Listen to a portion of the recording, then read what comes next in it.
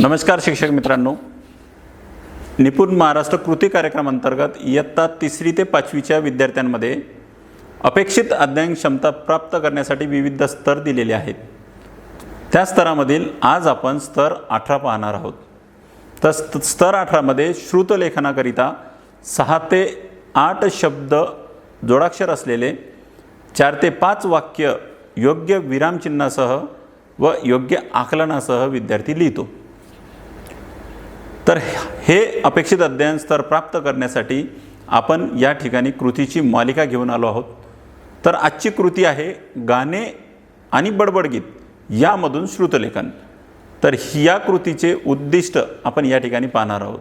तर याच्यामधील जे उद्दिष्ट आहेत ते म्हणजे विद्यार्थ्यांमध्ये आकलन शक्ती निर्माण होणे, विद्यार्थ्यांमध्ये आत्मविश्वास वाढणे, लेखन कौशल्यामध्ये वृद्धी होणे, तसेच श्रवण शक्तीसुद्धा विद्यार्थ्यांची वाढते, तसेच ताल व लयबद्ध ऐकणे हे सुद्धा कौशल्य आपण या ठिकाणी प्राप्त करणार आहोत। आता याच ठिकाणी लागणारं जे साहित्य आहे आपल्याला ते जास्त साहित्य नाही आहे। तर आपल्याला खडू, पेन, मार्कर पेन आणि चार्ट पेपर वगैरे वाक्यपट्ट्या वगैरे तुम्ही वापरू शकता। आता याच्यामध्ये काय करायचं आहे, विद्यार्थ्यांनी पहिले उत्सुकता निर्माण करायची आहे। वर्गामध्ये उत्सुकता निर्माण करण्यासाठी विद्यार्थ्यांसमोर शिक्षकांनी प्रस्तावना द्यायची आहे की मुलांनो, आज आपण आहे ना बडबडगीत म्हणूया, गाणी म्हणूया। तर ही प्रस्तावना देऊन झाल्याच्या नंतर विद्यार्थ्यांमध्ये उत्सुकता निर्माण होईल। उत्सुकता निर्माण झाल्याच्या नंतर शिक्षक काय करतील की ते जे गाणे आहे ते बडबडगीत आहे ते योग्य कृतीसह सुरात, तालात, लयीत विद्यार्थ्यांना म्हणून दाखवतील।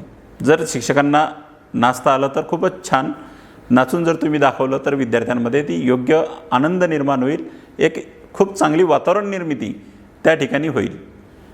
आता हे गाऊन झाल्याच्या नंतर शिक्षकांनी काय करायचं आहे तर ते बडबडगीत किंवा ते जे गाणं आहे त्याला तुकड्यांमध्ये विभागायचं आहे।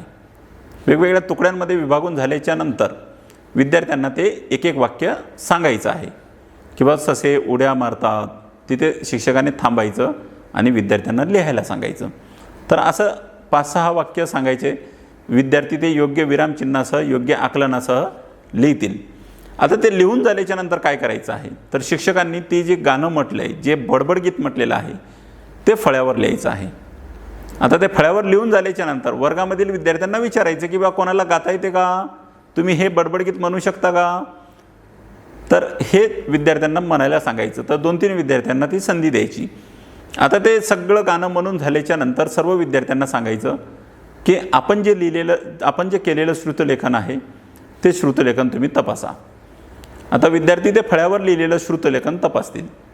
आता श्रुतलेखन तपासून झाल्याच्या नंतर चुकलेल्या शब्दाला योग्य कोणता शब्द आहे तो शब्द त्या ठिकाणी ते लिहितील। आता नंतर ते सरावासाठी ते वापरतील। आता याच्यामधून जे आपल्याला आकलन पण तपासता येईल विद्यार्थ्यांचं की बा गाण्यामध्ये कोणकोणते पात्र आलेत, गाण्यामध्ये कोणते प्राणी आलेत, आता किंवा बडबडगीतामध्ये काय घडलं, कशाचे वर्णन आलेले आहे। तर आकलन तपासण्यासाठी सुद्धा तुम्ही विविध प्रश्न विद्यार्थ्यांना विचारू शकता। म्हणजे बघा, याच्यामधून आपण अपेक्षित परिणाम काय मिळवणार आहोत, विद्यार्थ्यांची आकलन पण चेक करणार आहोत, त्यांची आकलन शक्ती वाढणार आहे, लेखन कौशल्य वाढणार आहे, त्याच्यानंतर शुद्ध लेखन, तसेच श्रवण शक्ती आणि सर्वात महत्त्वाचं म्हणजे त्यांच्यामध्ये आत्मविश्वास वाढणार आहे। तर ही जी कृतीची मालिका आहे की गाणे व बडबडगीतमधून श्रुतलेखन, ही आपण आपल्या वर्गामध्ये नक्की राबवावी ही विनंती। धन्यवाद।